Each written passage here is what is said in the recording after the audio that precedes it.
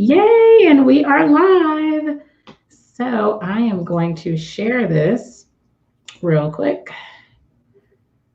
to my page because I know people have a hard time finding the lives.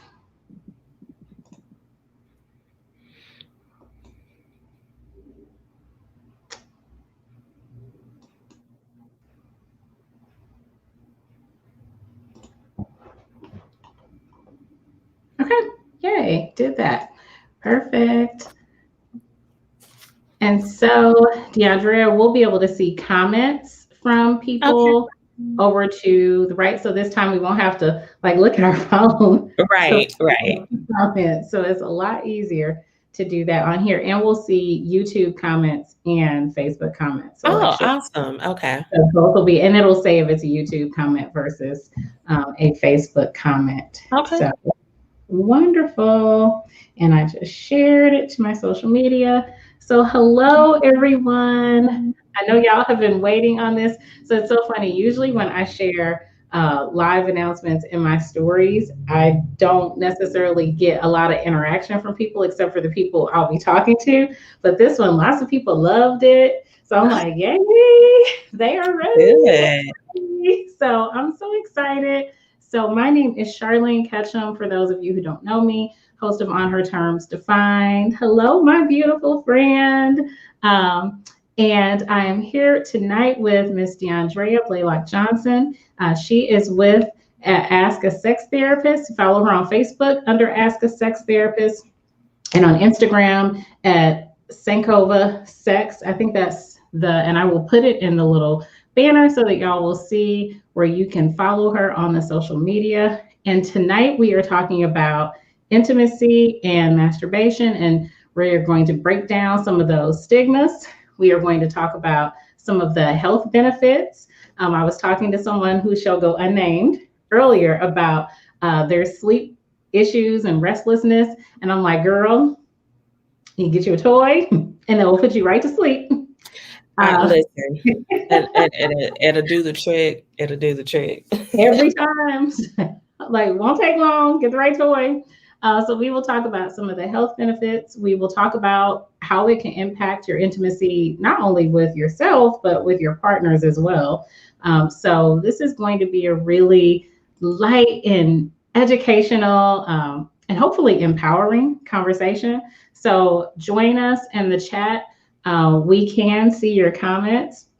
And so we'll be able to interact with you. So I'm really excited about us being able to do that this time around. But before we launch into our main discussion, I want to talk to De-Andrea a little bit about what is it to be a sexuality therapist? What does that mean? And tell us about what you do. Sure. Well, I'm a certified sex therapist through the American Association of Sexuality Educators, Counselors, and Therapists.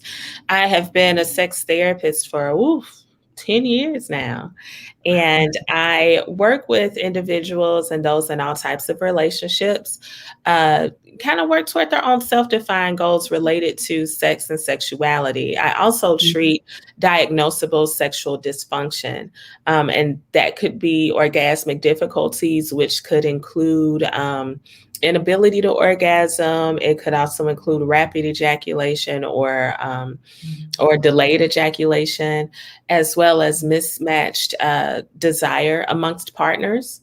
I also provide therapy from a Christian perspective when it's requested. And so I help people kind of sift through theological ideas related to sex and sexuality so that they can then have fulfilling sexual relationships with themselves or with partners. So yeah, that's kind of the quick and dirty of what I do as a sex therapist. So one thing I want to ask about, because I know some people who are either watching now or will watch the replay will go back to when you just said that you provide therapy from a Christian perspective. And for some folks, they're going to be like, wait a minute, how is she talking about sex with people from a Christian perspective? So I know that would be an entirely separate conversation. Maybe we need to do that next month. But can you give people a little snapshot of how that's possible?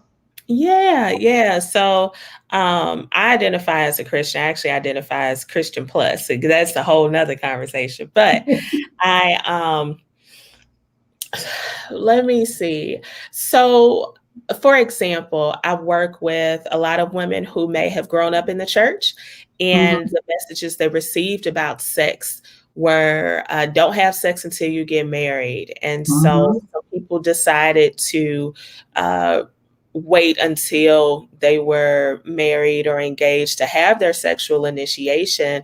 But what they found was that there was no magic switch that told them, okay, sex is good now. They still had that record mhm, playing of sex is bad, don't have sex. And then they're in these relationships and they're not able to fully engage with their partners because of these negative mhm, teachings around sex. And so in those situations, I will help individuals to sift through those theological ideas and kind of help them understand that Christianity is inherently sex positive, that God created sex. And it's a beautiful thing. And it's something to enjoy, not just for procreation, but also an opportunity mhm, to connect with your partner, an opportunity to experience pleasure, all of those different mhm. things. So, yeah, there's a lot of room to uh, discuss sexuality within the context of Christianity. Yeah. Thank you. Thank you for that. Mhm. We were just kind of having a conversation on my page last night and kind of bled over till today. There was a post that I shared. I found it on a Black Marriage Instagram page, and it was Mhm. from this guy who was. It was like five different pages where he was talking about his struggle with dating, and he said dating has been hard for him because he's decided not to have sex anymore and Mm. finding, or what did he say? He said dealing with women is hard now that he's decided not to have sex because it's hard to find a woman who has the same mindset as he does. So it was really interesting because when we started to talking about it, inevitably religious undertones came in, about how Mhm. you shouldn't necessarily, be focusing on sex anyway. How does that impact the ability to build intimacy, particularly if you're looking for a long-term partnership? How does all of that impact things? And so it's just very interesting to me when we talk about anything related to getting physical with somebody or even Yeah, thinking about getting physical with somebody.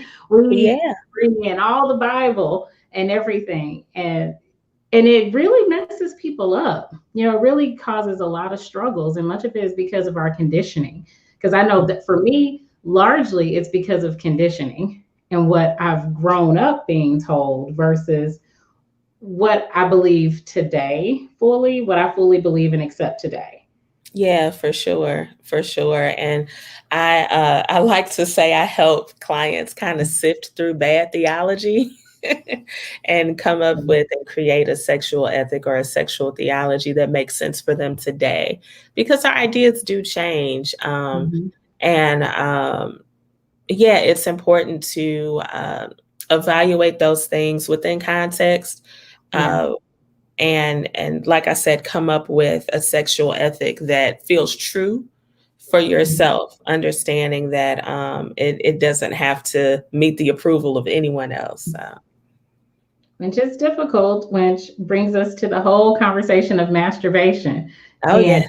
you know, so I grew up hearing that that was a sin or Hmm. that was dirty or you just all these really bad things. Hmm. And so, from your understanding, where do all of these beliefs and stigmas come from? Because I don't think they're based in science or anything.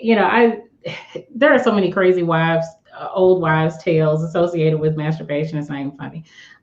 So first, let's define it because I'm big on giving people the foundation to make sure we're all talking about the same thing. So, how would we define masturbation first? Yeah, so we can define masturbation as any type of sexual activity that is done on yourself. So, and then even with that, people may then do mutual masturbation, but it's usually thought to be another term that I like to use is solo sex. But Yeah. uh, activity that is sexual in nature that you are doing on yourself. Okay. That's a real simple, basic, clear-cut definition. Yeah. And so why is it such a source of discomfort for us historically? So many different reasons. I think about how, thinking about the Christian context, a lot of times people say that masturbation is a sin, and then they'll go back to a specific story in the Bible where it's Onan. I'm not sure the pronunciation, but anyway, he was told to impregnate his brother's wife. His brother passed away, and he decided to, instead of ejaculate, he had sex with her, had intercourse, but instead of ejaculating in her, he basically pulled out and spilled his seed. And so God was displeased with that. And so people take that story and say, well, because he spilled his seed, that was the sin. The sin, and the etymology of sin is an archery reference of missing the mark. Where he missed the mark was that he didn't do what God told him to do. The sin was not in spilling the seed. The sin was that in that he did not impregnate his brother's wife or his brother's widow. And so, but then again, that goes back to understanding everything within context and not just extrapolating what sounds good or what we think will fulfill our agenda. So like that's one particular place where we get this idea that masturbation is sin because Onan spilled his seed and God wasn't pleased. That's not what it was. God wasn't pleased because he didn't do what he told him to do. That ain't got nothing to do with him spilling the seed. Because then, like, I think about how people have nocturnal emissions. People with penises have nocturnal emissions where they are not physically stimulating themselves. So is that a sin? Right. You know, but anyway, so that's one place where it comes from. And then also the other ideas I'm thinking of, people inherently think that genitals are dirty. And so like you shouldn't touch yourself because that's nasty, or just the idea, specifically how girls or women are brought up, the idea that we have sex for our male partners, not necessarily for our pleasure. And so if you need to touch yourself or if you need to please yourself, something is wrong with you or you're too sexual. And whereas it's almost a given that boys and men are going to masturbate. There are so many different colloquial terms and jokes about it, but with girls masturbating, it's just like, oh, you do that, something's wrong with you, or you're hypersexualized.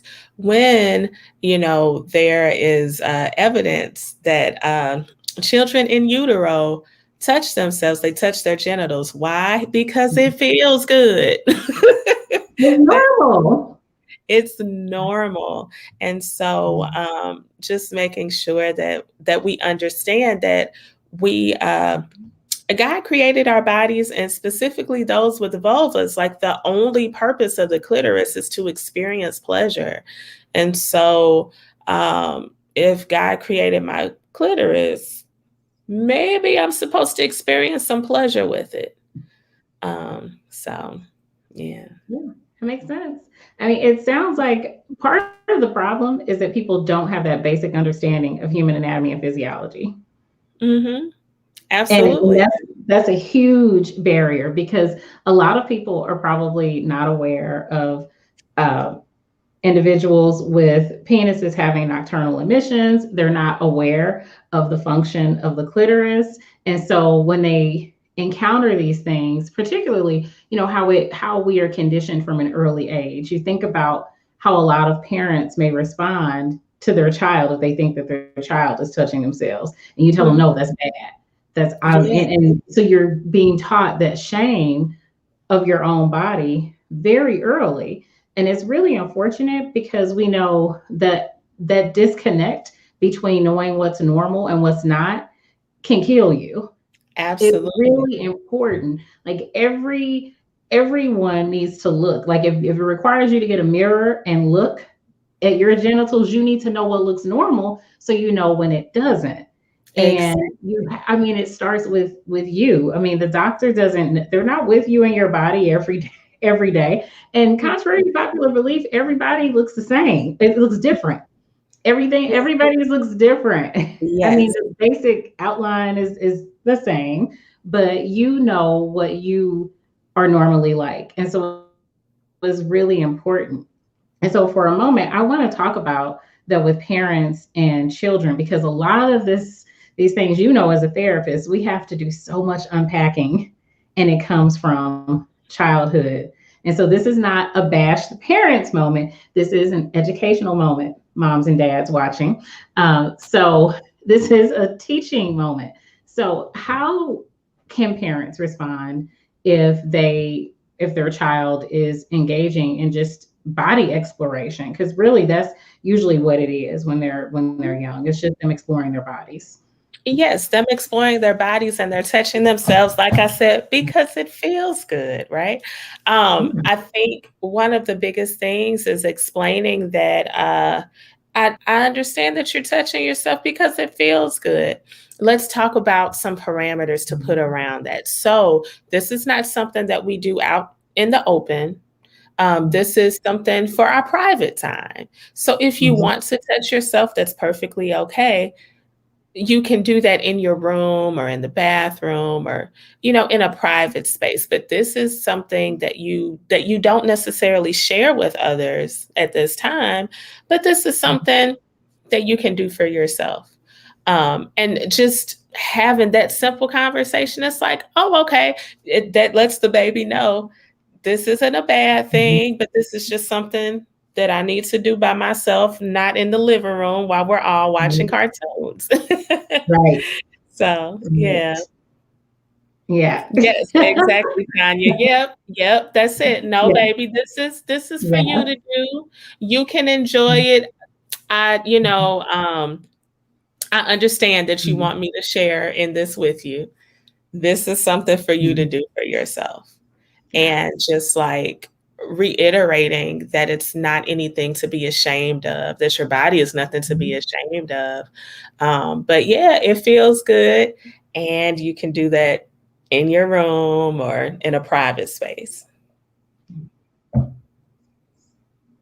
And so, how do you go about helping adults who are carrying all of this shame that they've been conditioned with about their own bodies, and they just don't know even where to start?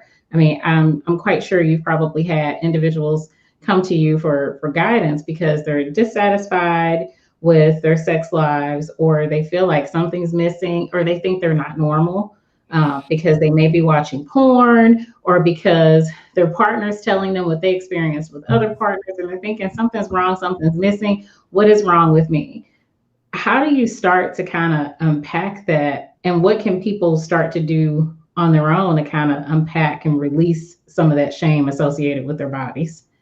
Yeah, so specifically with porn, I reiterate that it is entertainment, that it is not real life. Most porn is not real life anyway, unless you looking at amateur. And even amateur, a lot of times they're still performing, you Yeah, know.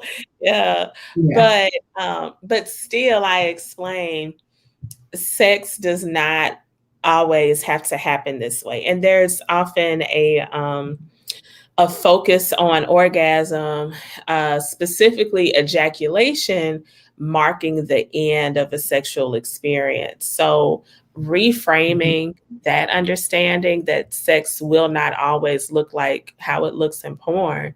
Um, and helping folks to understand how their bodies work, what feels good to Mhm. them, like even if they do want to try some of the things that they tried in porn, what they are not showing you is the lube breaks. What they are not showing you is The the ice water break. cream, all the Listen, prep.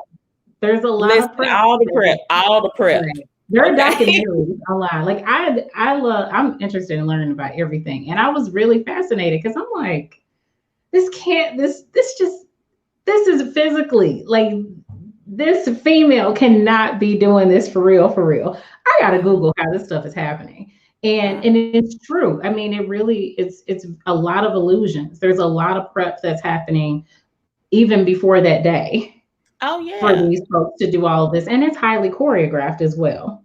Yes. So, and it's edited. And so people, what's so unfortunate for everyone is that people see it and they think, I'm I'm supposed to be comfortable with this, or I'm supposed to want to do this, or it's supposed to be like this, or that's supposed to feel good because this woman in there appeared to enjoy it, or this man appeared to enjoy it. Appeared And to enjoy it. Uh-huh. and that's the key thing. They appear to. They're acting. And Yes. like I said, even the amateur, because not all the amateur stuff is truly amateur stuff. And again, anything that people put on the internet, they're putting it out there because they want people to consume more. Mm-hmm. So they're going to make it as entertaining as possible for you so that you come back for more. So they're Yes. not going to show you the awkwardness. They're not going to show No. you, the prep. They're not going to show you we got to add more lube to this. They're not going to give you all that because They're not that's gonna show you all the stretches they did, all the things they did not eat beforehand. Okay. They're not gonna show that. They're not gonna talk yeah. about that. And so, like, that's one thing that I do. Definitely working on reframing expectations as it Mhm. relates to sex, understanding that if you are having sex with someone with a penis, their ejaculation does not mean okay, sex is over. Also, like I Mhm. said, reframing the expectation that orgasm does not have to be the goal of sex. Like I said before, we have sex for a lot of different reasons, not just to have an orgasm, but it Yeah. could be to connect with our partners. It could be to just experience pleasure. And so, yeah, like you said, Tanya, they not Yeah. gonna show you the position that didn't work. When Yes. they got a Charlie horse, Right. you know, Well, they had but you know what? I wish they would like show the outtakes because I mean, honestly, this is and people, y'all not supposed to be watching this with your kids, so I don't want to hear anything about whatever. But that would be the funny part because if you're supposed to have a partnership where you can laugh, because it's going to be awkward sometimes. yes, And you yes, need to be able to laugh at it, and yes, that would make it more realistic. But the absence of those things is what tells us, nah, that ain't real. Because yeah, yeah, everything and ain't that's fitting that smoothly and working like that. it's not, and that's one thing that I often tell clients as well that sometimes you don't need to take yourself so seriously. Understand that laughing is okay. That if it doesn't Yeah. quite work out, you go to ride because you think you got Megan knees and you find out you got Mabel knees. You can laugh at yourself, Yes. you know. Yes. Exactly. Absolutely. Yes. Absolutely. And communicating that with your partner. There's a couple that I follow on Instagram and they were talking about when they dated and they talked about their needs and desire intimacy, physical intimacy, desires and everything. And it was weird when I first heard them talking about it because I was like, y'all discussed all of that because they didn't have sex until their wedding night. And at first I was like, huh, but you like talked about all these different things. That's really interesting. But then I Mhm. thought, wow, how amazing that night must have been because usually you don't have those discussions and then you go in and you're fumbling. Like you're trying to Yes. figure everything out and it's kind of awkward. And then you have like all these high expectations because you really like this person and you want it to be great and perfect, but you didn't talk about like the mechanics of it. Mm-mm. And so I And thought, wow, that's yeah. brilliant. And so when I'm counseling couples for premarital counseling, that's definitely something that I talk about. Whether they are sexually active or not, let's talk about sexual expectations because people Mhm. will go into relationships. They'll get married, they'll spend $50,000 on an event, but hadn't talked about sex because I just expect that it's going to be a certain way. And Mhm. it's important that you have these conversations outside of the bedroom. about what it is that you're Mhm. expecting, what it is that you're wanting to experience. And I'm so glad that that couple did talk about these things, even though they weren't sexually active, but just to, get that on the table. This is what I'm expecting. This is how many times you're expecting to Mhm. have sex a week, just different Yeah. things like that Yeah. can definitely help the relationship in the long run. Mhm. Because one partner may say, I want to do it every night, and the other partner is like, that's too much friction. I'm not interested. Um, Yeah. and so you just have to be Yeah. really open and honest and vulnerable with each other Yeah. about about the frequency, about what you're willing or wanting to try, what you're not wanting to try. Mhm. So yeah, I think it's great to have those conversations before you have sex. Which I think is so important for people with vulvas because we know that a lot of times orgasming through penetration alone It ain't is gonna happen. not going to happen, and so that puts a lot of women in really awkward spots if that happens, if they don't have that conversation, and now you're in this relationship, and God forbid you fake it because then you're stuck doing that forever, or you have to have the conversation that like is not working, and then your partner's thinking, well, it's been working, so what changed?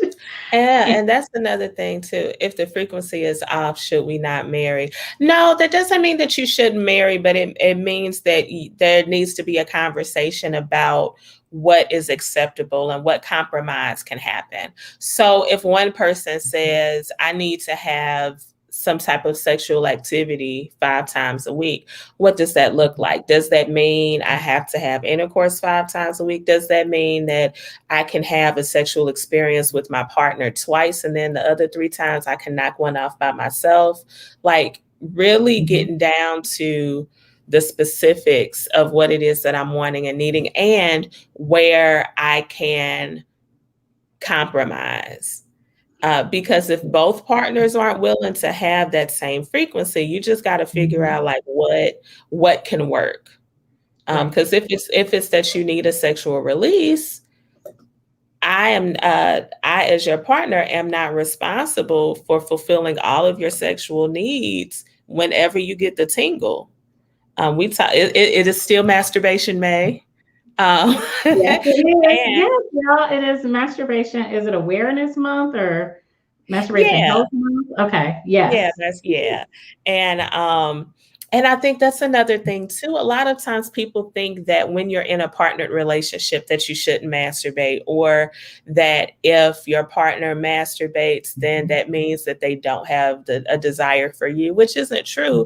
Mhm. It's just that sometimes touching myself feels good and I enjoy Mhm. that. And it doesn't take away from my sexual experiences with my partner. Um, and Yeah. sometimes, like you said before at the start, I just want to knock one off and go to sleep. When you're having partnered Mhm. sex, there's a lot more that goes into it. Yes. It's not as selfish. I get to be Yes. selfish with solo sex. Yes. Yes. So, and that's another thing too, like thinking about the frequency thing.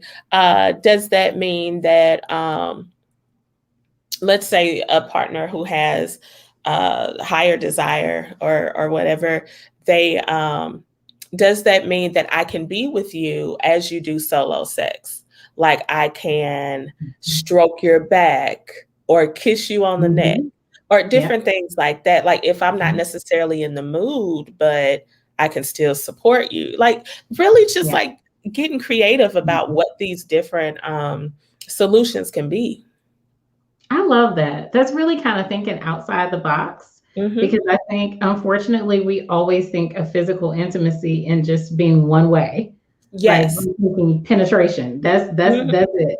And Yeah. I love that you are specifying that it doesn't always have. That's not what it includes so much more than that, and it doesn't Mhm. have to always look that way. But we have Yeah. to talk about it before those situations come up, and you're tired or you don't feel like it for whatever reason it may be for either partner, and talk about, okay, what is it that you really need from me in this Yeah. experience, and what else can I do to be there and support you, but we don't have to do, I don't want to be an active partner in it. So what can Participant, I yeah. do for you?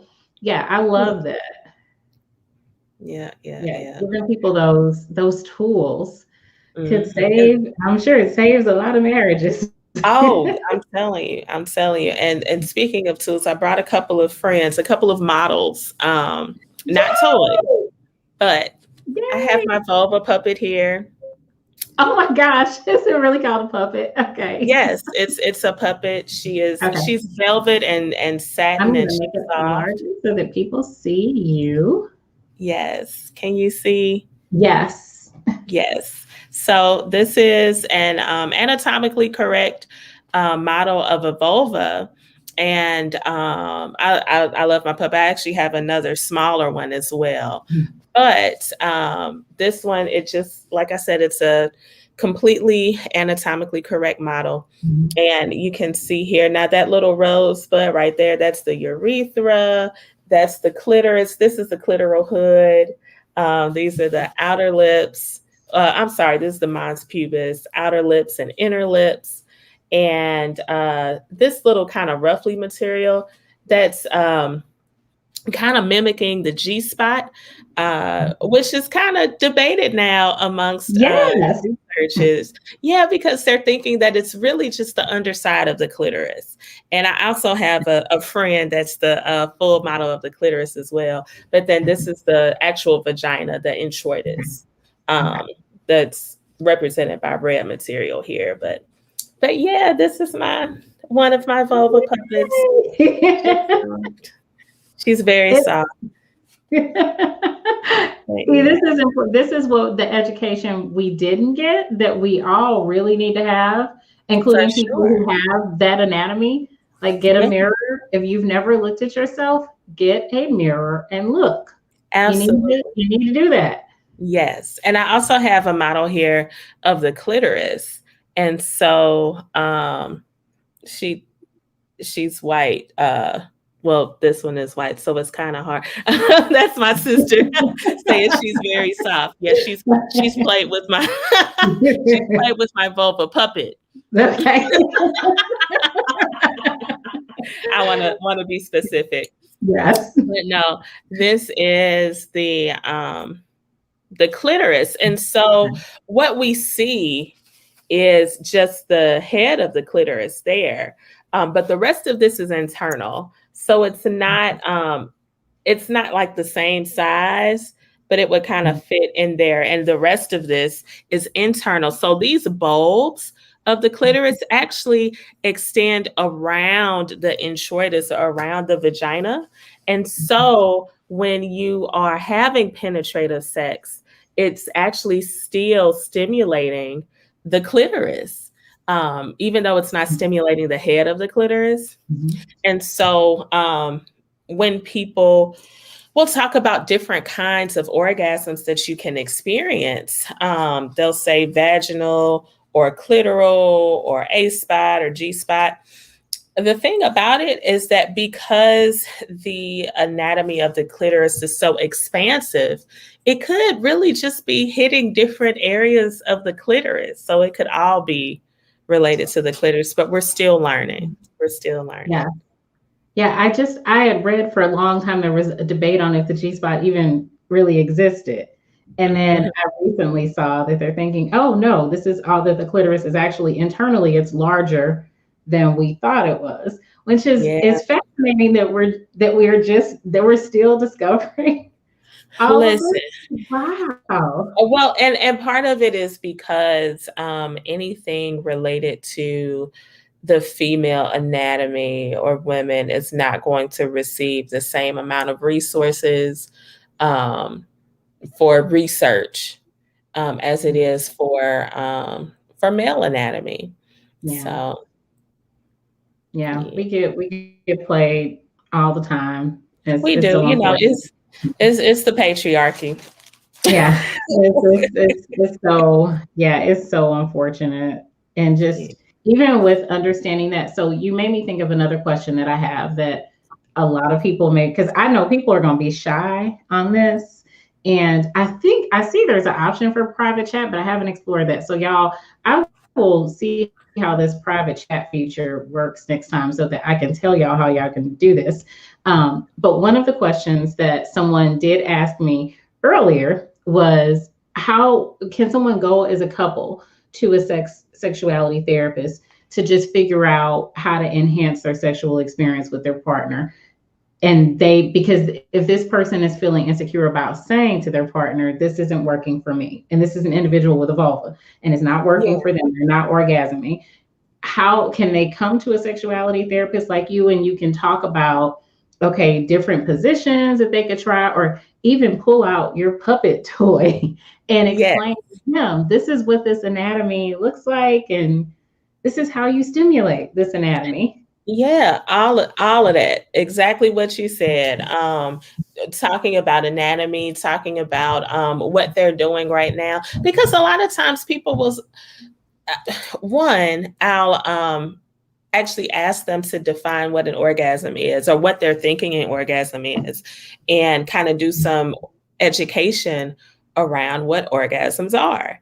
Because a lot of times people are expecting one thing, they're expecting the big theatrical finish that we see in So we saw in movies. the city that Samantha did all the time. It's Yes, not like yes. Samantha in Place of the City. Like all the No, time. no. Yeah. I'm like, an orgasm is some muscle contractions and some energy release. You may not scream, you may not squirt, and that's okay. And that's another thing too. Like, I've had clients come in and say, well, I'm not having orgasms. And what it was that they were having orgasms, but they weren't squirting. And I'm like, that's a totally different thing. And not everybody squirts. Some people do, some people don't, but that doesn't mean that anything's wrong with you. And so just reframing that and doing some education around what an orgasm is. So that's one thing. But yes, the short answer, yes, a couple can come in and we can talk about different ways to enhance their sexual experiences, and also different ways to communicate what it is that they're wanting from their partner. And so I refer to myself, even though I am a certified sex therapist, I refer to myself as a sexuality and relationship therapist. A lot of times people come in for sexuality, but that's just the tip of the iceberg. You've got so much stuff underneath it, Yeah.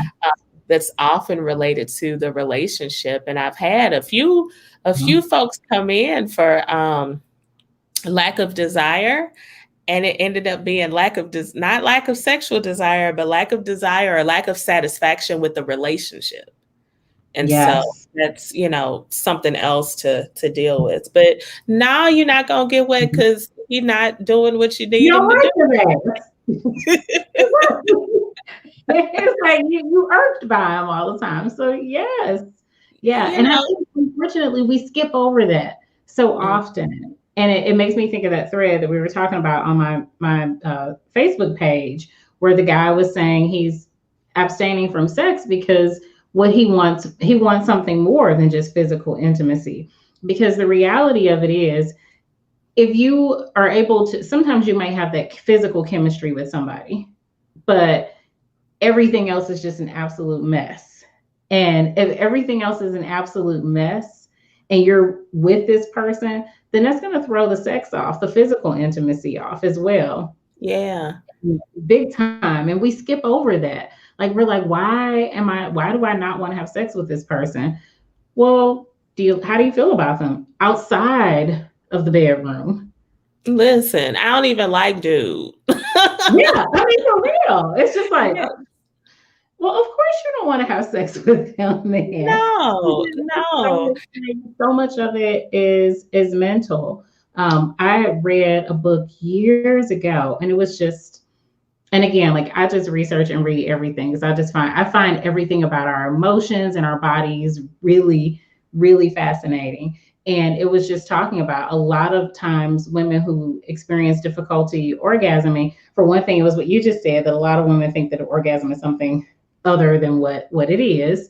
And so it may not be that they're not orgasming, it just doesn't look like what they thought it was supposed to look like. But then the other thing is, it's not the orgasm that they were seeking. It was that peace and fulfillment and connection with that partner. And that was lacking. They thought that being physically intimate was going to give them this peace and connection, and they didn't get that. And they thought, okay, it's maybe because I'm not having an orgasm. It's like, no, it's because you need to work on the relationship. Exactly. I think about related to that, the idea that toxic pain is great. Where people will say, oh, the one that dog you out the worst has the best sex. But really thinking about that, Mm-hmm. is it that they're such a great sexual partner, or is it that's the only place where you're able to get any kind of emotional needs met? And it's not even emotional, but it's just giving the facade of getting those needs met. The colloquial term devil dick, it's not necessarily that is so good, but like I said, just that that's the only place where I'm able to feel connection, so it feels like it is. And we kind of like hype ourselves up to that, instead of being really honest about how we're not getting needs met in other places. Right. So. Yeah, because a lot of times it's not the dick. A lot of times that's not what it is. Is what's behind all of that, what you're hoping for. Yeah. What you think is going to come beyond that connection. It's a lot of hope behind people saying they're attached to sex with a particular person. No, it's deeper than that. It's so and much. So when you have people who come to you, are you like, what's your approach when you have a couple present to you and they're talking about physical intimacy problems, but you can see the challenge isn't you all hooking up physically, it's everything outside of that. So do you just tell them that? Like, how do people even receive that? Yeah, so I ask a lot of questions. My approach is that I believe that my clients have the answers within them, that I am not the expert on them. They've been with themselves a lot longer than me, right? And so I'm really asking a lot of questions to help them on a journey of self-discovery. And although I might think the answer is one thing, in this journey, we may find that it's something else. Yeah. So it's on me to ask the right questions so that they can be guided to the right answer. So yeah, sometimes I'll see stuff and I'll be like, girl, what you doing? But and then it also depends too on my rapport with my clients. Like some of my clients, once we build that rapport, I can be, so you back on your bullshit? Girl, what you doing? Like how we talk ourselves as friends. Like sometimes you need people to just be like, look here. Yeah. I know I'm your therapist, but this is some bullshit. And let's just cut to the chase. Like, do you want to be happy or not? Because if you don't or you do, I'm gonna need you to leave old boy alone and get a good vibrator.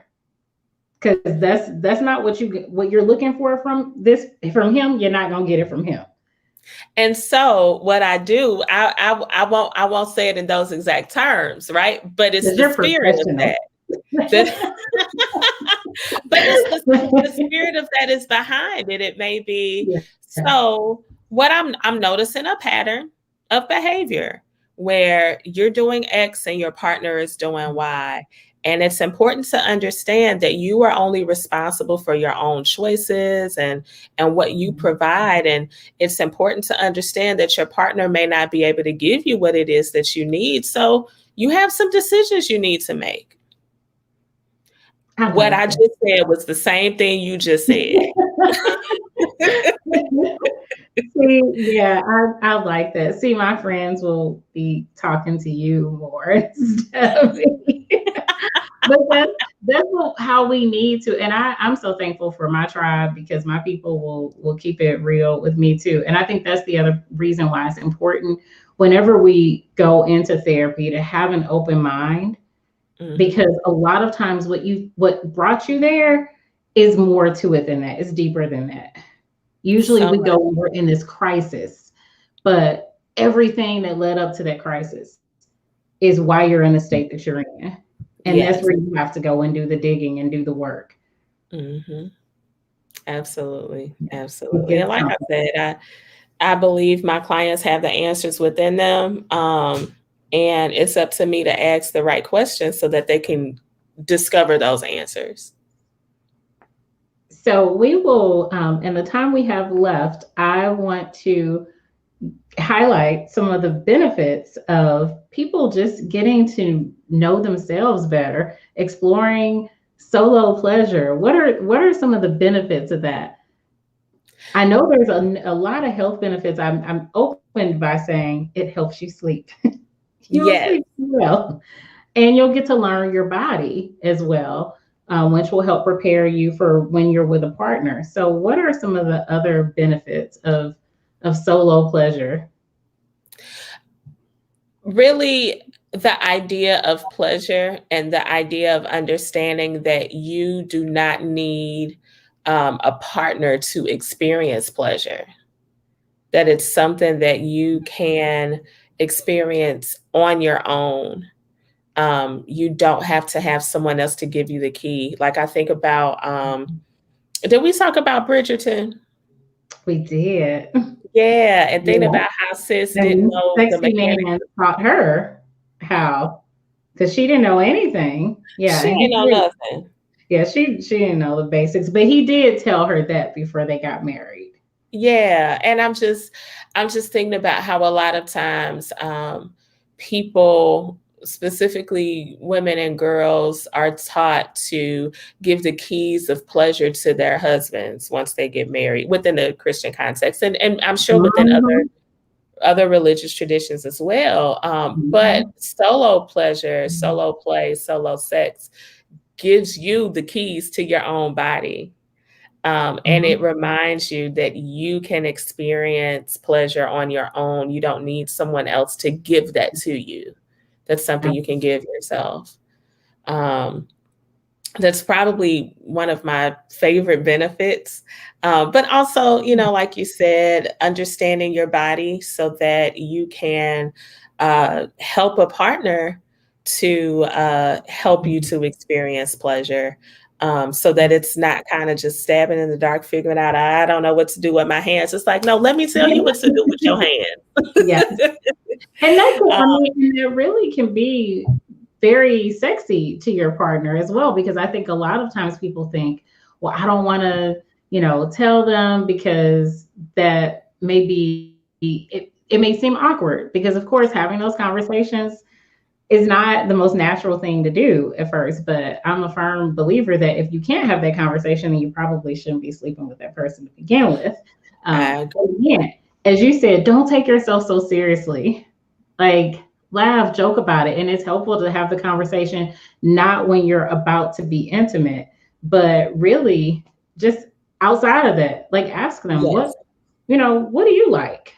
yes. Have that conversation and kind of prep. And the other thing, I think you said it when we recorded the last episode, when you were talking about how we even just define sex, and that sex is not about an orgasm. And Hmm. just thinking about, like, your sexual experience can last all day. Like, when people Yes. talk about foreplay, it's like foreplay is supposed to be this 5 minute thing that happens before the main event. No, like, this can be a week long experience if you want to make it so. And part of that Yes. experience can be you having this conversation and say, what can I do that pleases you? What do you like? What don't you like? What do you want Mm. to try? All those things. Like, if we reframe it, and you use that word a couple times, and I like using that in this context because it makes it less like directive. Because if Yeah. we're reframing it and just looking at this and changing the shape of the experience, it's not just Mhm. about when we are being physically intimate, and it's not just about like, let's have an orgasm. It's about, like, really, how can we maximize our intimacy with one another? Like, Mhm. I'm learning you. I'm learning how to make you happy. You're learning how to make me happy. We're learning how to communicate. We're learning how to trust. all Mhm. these different things, how to support each other, Yeah. how to Oh, compromise. Like, yes. it's a pretty amazing thing when you reframe it in that context. It's very powerful, which is why it's complicated when you're having casual encounters because you don't really get to do all of that in a casual encounter. But you can. You still can. Even if it's a one night stand, or even if it's your buddy Well, that yes, the dating would you be an know, ongoing an thing. ongoing thing where you can say, okay, this is what I like. This is what I don't Mhm. like. I'm not interested in trying that, but I am interested in trying that. So just Mhm. even if it is, a more casual thing and not and that's another thing too. Like, even though you're having casual sex with someone, that doesn't mean that um you are not using sex as an opportunity to experience pleasure and give pleasure to someone, that, like, you're honoring their Mhm. body in that moment. Yes. It doesn't have to be just because we aren't in a relationship that it's a throwaway, Right. but it's still an opportunity to honor someone's body and to honor yourself Absolutely. sexually. Absolutely. Yes.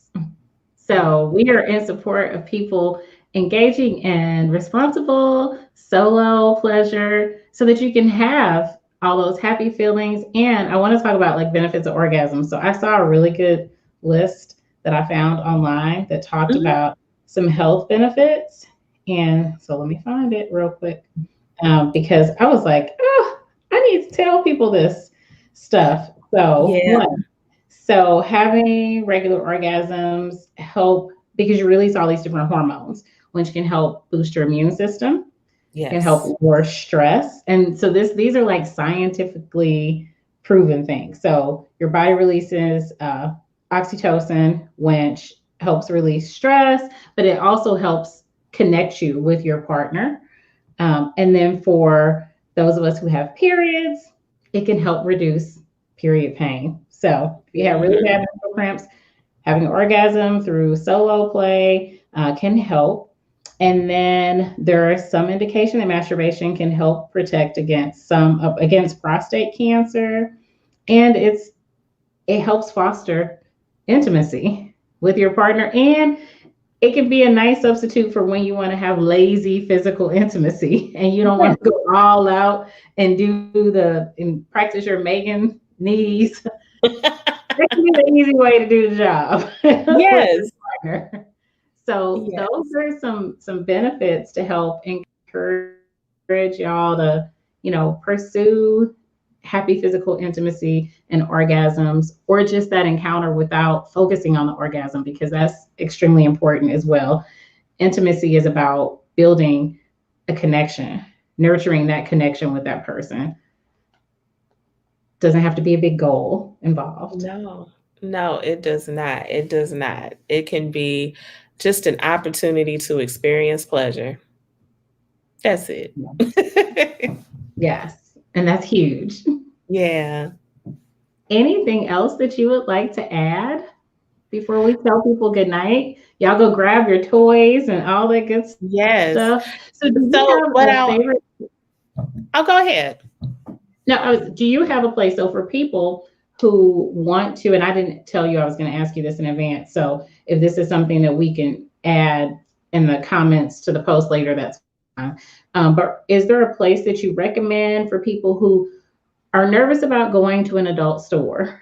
Where can people find, because we know you can masturbate with your hand, of course, but you can be really lazy and invest in toys that will help you get the job done as well. So for So people who, yeah, what I'll say, there are a few different websites, like I'm thinking about specifically another bomb sexuality educator, askgoody.com, yes, Goody Howard. She sells sex hmm, toys on her site. I would say be careful about buying toys from Amazon because you're not sure of, no, you will not go blind, Jorge. But anyway, Be careful about buying toys from Amazon, only because you're not sure like where they're coming from or what the materials are. Buy really good, like spend some money on your toys. These companies are not paying me yet, so I'm not going to mention them by name, but that's right. but there are, once I get my coin, I'll drop their names. Yes. But but really good. Really good one. I like Ask Goody, and I did a webinar that she hosted a few weeks ago. Oh yeah. And yeah, it was like, I was wondering, it was like a writing webinar. Oh yeah, I've done that one. Oh, did you? Okay, so yeah, and I was like, okay, so that was my first time going to one of her webinars, and I was like really curious, like, how is this gonna work? And if you all, I'll put the link to her social media in the comments so that y'all can check her out. But really, like, she laughed, so she made it light. There was a chat for those of us participating. And so it was really funny. Like, I was laughing the entire time. People gave their different tips. They gave song and playlist recommendations. Like, I had my title playlist. I'm like, okay, when I meet my husband, I'm going to have all this stuff. So I got a whole playlist set up based on that webinar. I'm with it. I really enjoyed that. So there are a lot of resources out there. Yeah, and you can do. I'll say, if you're using toys, use lube. Don't be afraid. Don't be afraid of using lube. Now, I will say, if you're using silicone toys, do not use silicone lube. You want to use water-based lube with silicone toys. But if you are doing something that has like a lot of friction, or doing any type of backdoor play, silicone lube can be good for that, because the anus doesn't self-lubricate. And water-based lube will kind of absorb into your skin. So silicone lube kind of keeps that layer of protection there. But again, if you're using a silicone toy, don't use silicone lube. There are like thicker water-based lube that you can use. If you are using an oil-based lube like coconut oil, I would not use a whole lot of different kinds of oil, only because it could make a hospitable environment for bacteria. And the same way that silicone kind of sits on top of your skin, so do certain oils.